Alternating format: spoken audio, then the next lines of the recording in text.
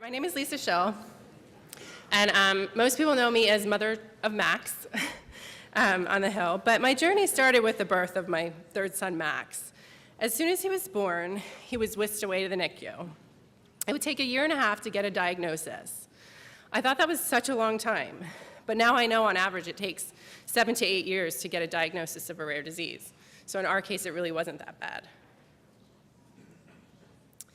My son was diagnosed with a RASopathy, a genetic disorder that affects cell growth and cell regulation. They're spectrum disorders, so they're not all the same, but they share many clinical features. There's Noonan syndrome, Costello, CFC, Legis, Leopard syndrome, Noonan syndrome with multiple litigines, and neurofibromatosis type 1. My son has the PTPN11 mutation of Noonan syndrome. These share many clinical features, are the same, distinct facial features, developmental delays, growth delays, neurological issues, gastrointestinal issues, and an increased risk of cancer. So I got involved with a patient advocacy organization, the RASopathies Network, because my son was actually doing really well. His first few years were really, really rough. Many people have a very different journey than I did, and I felt like it was my purpose to try to make a difference for those that were stuck in the hospital. So I am the vice president of the RASopathies Network, which is to advance research of the RASopathies. But when I started learning more of what we could do, I learned that it takes 10 to 20 years to develop a new treatment and $1 to $1.5 billion. And that's a lot of bake sales. So we still raise money for research grants and we hold symposiums, but we realize that it's just as important to drive legislation and create change and to cure the process of drug development. One of those ways is to create relationships with the members of Congress. So what is a relationship if you really think about it? And I love this picture because it's a give and a take, you know? It's not a one-way street. Relationships take time to develop. You know, they're not gonna just be developed tomorrow when you walk in that door for 5 minutes. So think about that. And I attended my first rare disease legislative conference a few years ago, and I started where a lot of you are today. I had no idea what to do. I think the last thing I learned about government was in my senior year when I was like rolling my eyes in class. I'm never gonna need this, you know. Little to my dismay, I really wish I paid more attention back then. So I attended the lobby day to meet members of Congress to try to make these changes to the development process. And I learned at my first meeting that members like to hear from their constituents. They want to hear from people who vote in their district. So I was super excited. I'm like, wow, I'm going to meet with my member. This was my member at the time. His chair was open. So there wasn't really anyone for me to talk to. So I was like, oh, well, if I'm going to go to other meetings with other members, not from my district, why are they going to think my story and my asks are important? How am I going to relate to them? How am I going to get them to take action? So my first lobby day meeting, lots of lobby day meetings you'll meet with staff, but my first one I actually met with a member, Congressman Biondo. And my first meeting felt like a disaster. I'll be completely honest. I was so nervous, especially talking about my son's disease. The negative parts of my son's disease make me really sad. Like, I might even start crying up here. And it's hard for me to talk about that. I don't want to talk about Max's problems. I want to talk about how he likes to play Uno and play Legos, and how he goes up to kids on the playground and says, will you be my friend? So it's hard to talk about those hard times. So it's really important that you practice your pitch and what you're going to say in your story so you can say it in a clean and concise way. Tonight, in front of the mirror, take the time to do that because I didn't, and it was a mistake, because I was a blubbering idiot. But the congressman was nice, and he listened to what I had to say, and he nodded his head, and the few other advocates that came along told their stories. And I knew that I wasn't gonna make a big impact with this meeting, but it was a start. And as we were leaving, another advocate mentioned these military coins Congressman Biondo has at a table on the side of his office. And Congressman Biondo lit up. A positive connection was made with that advocate in that moment. And it was an aha moment for me, Find out what you have in common with your members.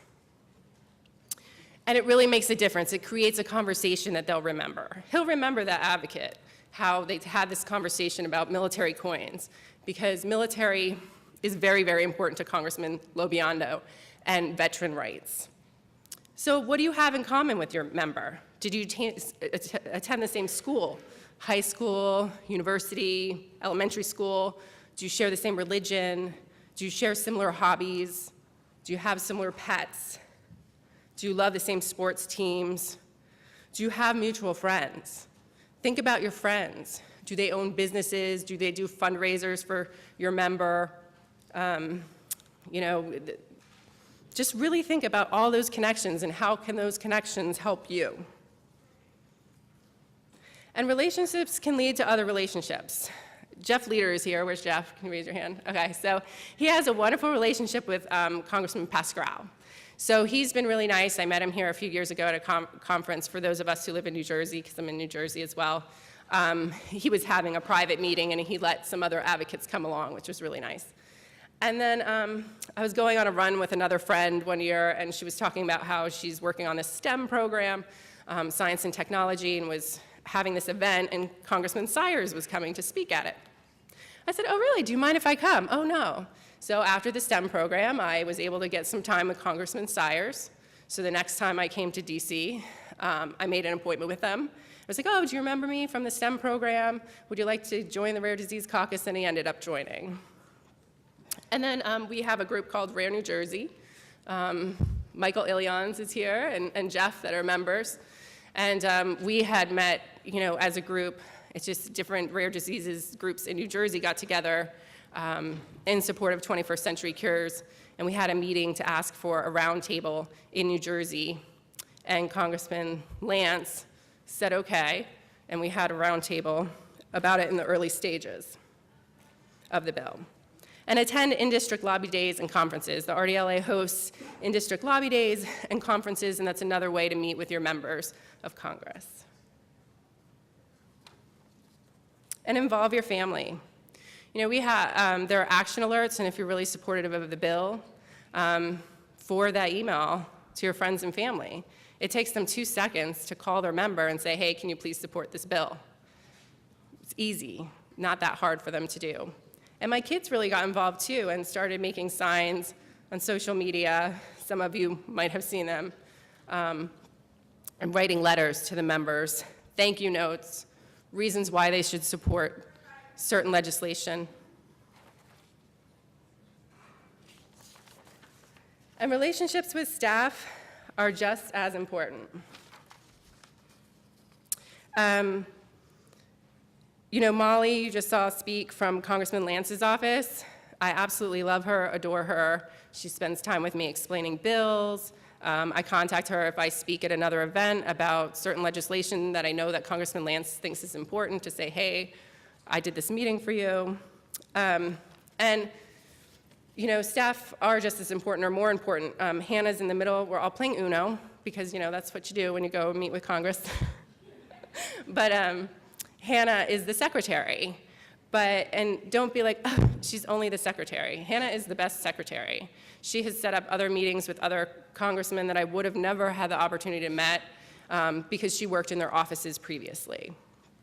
And there are some legislative aides playing as well, and they're just as important because one day they will probably be working in that office. So don't roll your eyes, turn your head, say something negative.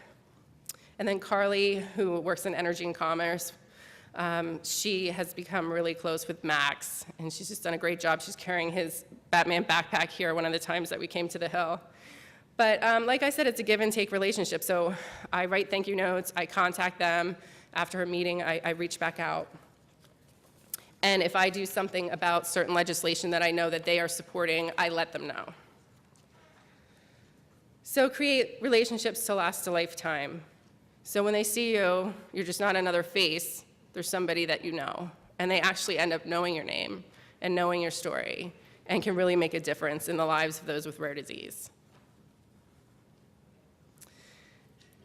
And if you create these relationships, you can become part of history. So Max and the RASopathies Network were mentioned in the opening statements of the bill, and that was recorded. So now we are a part of history, and Max has the copy of that in his hands there. And his pictures on the wall in Congressman Bill Rackus' office. And his and my thank you notes that we have written to Congressman Upton are taped on his door. So really take the time to make use of your time here. And if your first meeting doesn't go well, don't get discouraged. It takes practice. It takes time to develop these relationships that will last a lifetime and make a difference in all the lives of those with rare diseases. Thank you.